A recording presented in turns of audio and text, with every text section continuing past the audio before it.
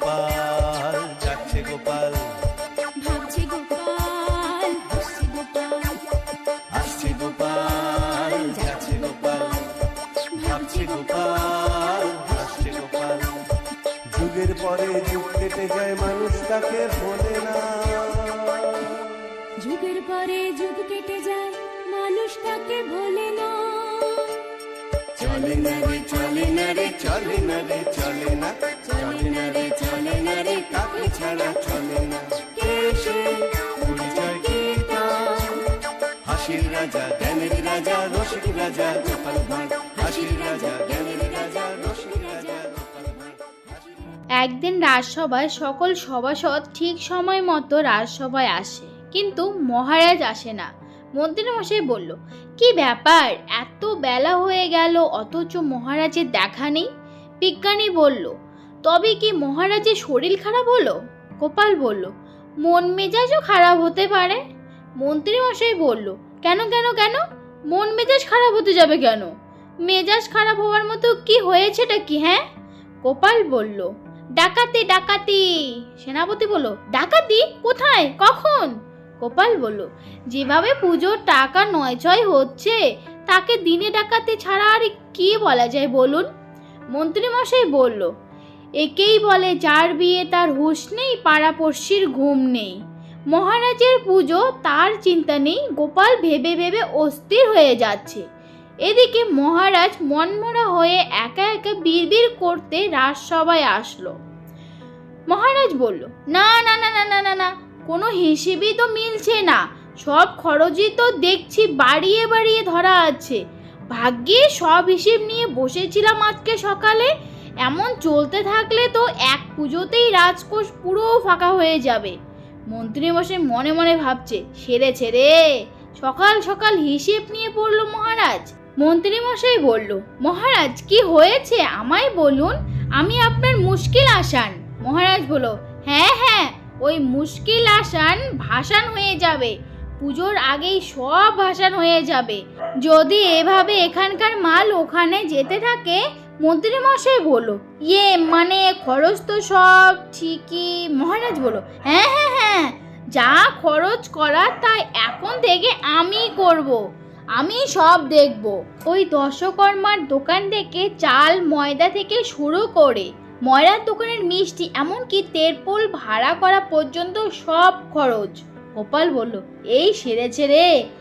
এ যে দেখছি ধরের জায়গায় পা আর পায়ের জায়গায় মুন্ডু লাগাচ্ছেন মহারাজ।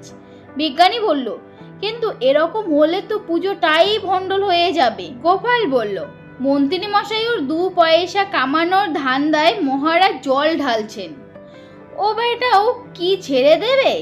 গোপাল মহারাজকে বলল, মহারাজ বলি কি, আপনার একার এত চাপ নেওয়ার কি দরকার? মহারাজ বলল, চাপ মানে?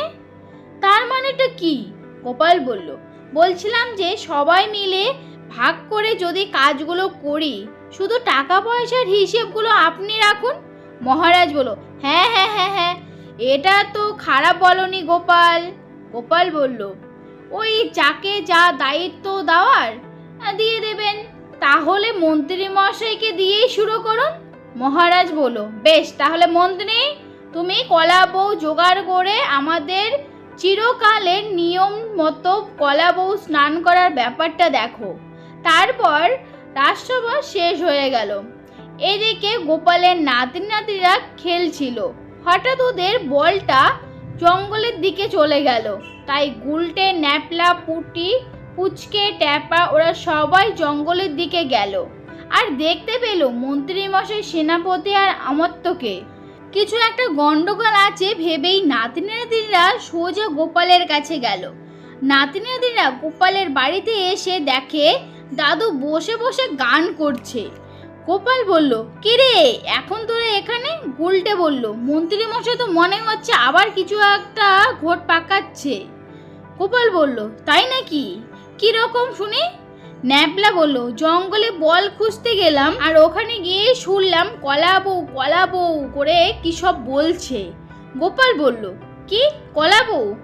তা কলা বউ নিয়ে তো মন্ত্রী মশাই কথা বলতেই পারে। না না না না, এতেও অবাক হওয়ার কিছু নেই।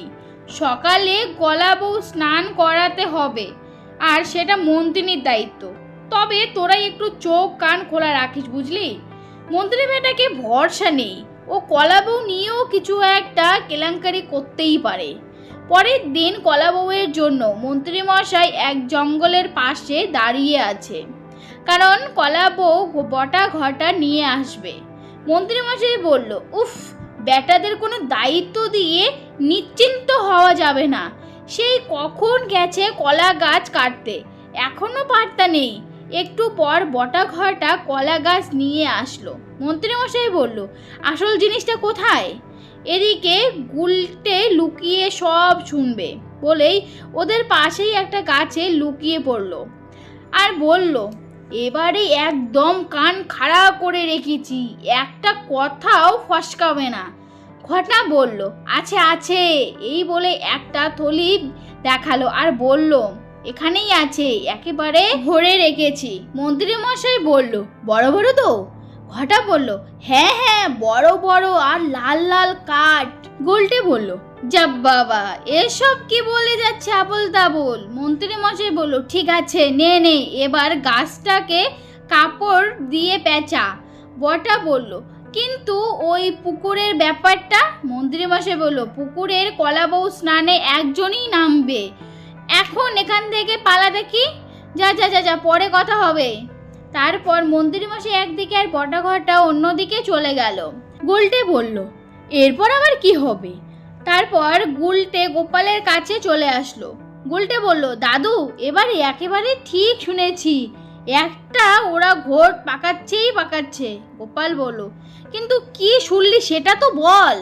গুলটে বলল, এই রে, আরে সেটাই তো সমস্যা। গোপাল বলল, সমস্যা আবার কি? গুলটে বলল, মন্ত্রী মশাই ওই বটা আর ঘটাকে কি সব জানি বলছে, কাজ হয়ে গেছে কি না। পুটি ন্যাবলা বলল, ওরা কি বললো কি বললো, বল বল। গুলটে বলল, বললো তো হয়ে গেছে, কি সব মোটা মোটা লাল লাল। গোপাল ভাবতে থাকলো, মোটা মোটা লাল লাল। গোপাল গুলটেকে বলল, ওই গুলটে, কাট কাট বলেনি? গুলটে বলল, হ্যাঁ বলেছে তো, কিন্তু তুমি কি করে জানলে? গোপাল বলল, কিছুই নয়, ওই মনে মনে একটু যোগ করে নিলাম, বুঝলি। পরের দিন সকালে মন্ত্রী মশাই কলা বউকে একদম রেডি করেই রেখেছে। তারপর মহারাজ আর সকল সভাসদ রাজবাড়ির বাইরে আসলো কলা বউকে স্নানে নিয়ে যাবে বলে। মহারাজ কলা বউকে দেখে বলল, বাহ বাবা বাবা, একেবারে গুছানো কাজ, না না না না, আর দেরি করা যাবে না।